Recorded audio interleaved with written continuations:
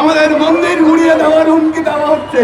আজকে গাইবান্ধায় সেখানে একটি মন্দির নির্মাণ করা হচ্ছে, সেই মূর্তি সহ সারা বাংলাদেশের সমস্ত মূর্তি ভেঙে দেওয়ার এই ঔদ্ধত্যপূর্ণ বক্তব্য আমরা এর তীব্র নিন্দা জানাই, এর তীব্র প্রতিবাদ করি এবং সরকারের কাছে আহ্বান জানাই যে যারা এই সমস্ত ঔদ্ধত্যপূর্ণ বক্তব্য দিয়ে এবং এই সাম্প্রদায়িকতার কথা ছড়িয়ে বাংলাদেশের স্থিতিশীলতা নষ্ট করতে চায় তাদেরকে অবিলম্বে গ্রেপ্তার করে আইনের আওতায় এনে দেশে একটি সাম্প্রদায়িক সম্প্রীতি যাতে বিরাজ করে সেই পরিবেশ সৃষ্টি করার জন্য আমাদের পরমেশ্বর ভগবান মর্যাদা পুরুষোত্তম শ্রী ভগবান রামচন্দ্রকে যেভাবে অপমান অবজ্ঞা করা হয়েছে তার তীব্র প্রতিবাদ জানাচ্ছি। সেই সাথে যারা এইভাবে ধর্মকে অবমাননা করেছেন তাদের দৃষ্টান্তমূলক শাস্তি দাবি করছি। কারণ সরকার হয়তো ভাবছেন যে তারা কিছুদিন হিন্দুরা হয়তো বা এইভাবে আন্দোলন করে থেমে যাবে, তারপরে এটা ধীরে ধীরে সব ঠিক হয়ে যাবে, কিন্তু এটা সরকারের জন্য একটা বড় বিপর্যয় নেমে আসতে পারে।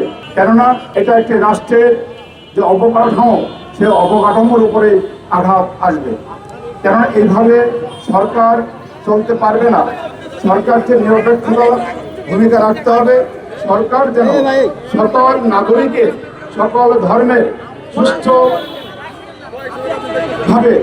তার প্রত্যেকেরই নিজস্ব যে ধর্ম আছে সেই ধর্মকে যথাযথভাবে পালন করতে পারে, সেইভাবে সবাইকে নিরাপত্তা বজায় রাখবেন সেই আহ্বান করে আমি আমার সংক্ষিপ্ত বক্তব্য শেষ করছি।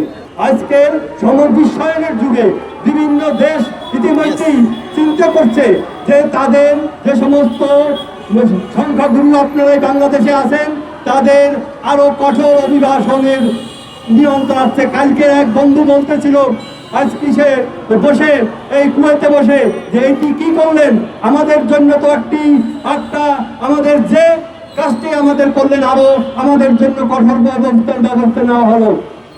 40-41 ধারায় স্পষ্টভাবে সংবিধানে লেখা রয়েছে যে বাংলাদেশের ধর্মীয় স্বাধীনতা, ধর্মীয় রক্ষা, মন্দির রক্ষা, পতাকা রক্ষা, মূর্তি রক্ষা করা সংবিধানের স্পষ্ট ভাষায় রয়েছে। আপনি তারেক রহমান প্রধানমন্ত্রী, আপনার কাছ থেকে আমরা এটি আশা করি নাই আপনি এই সংবিধান এবং রাষ্ট্রপতি এই সংবিধান রক্ষা করতে পারছে কিনা আজকে সন্দেহ। আজকে সংবিধানের উপর আঘাত এসেছে। 40-1 ধারায় এই 40-1 ধারা আপনার যথাযথ যদি বাস্তবায়ন করতে না পারেন তাহলে আপনার সেদিন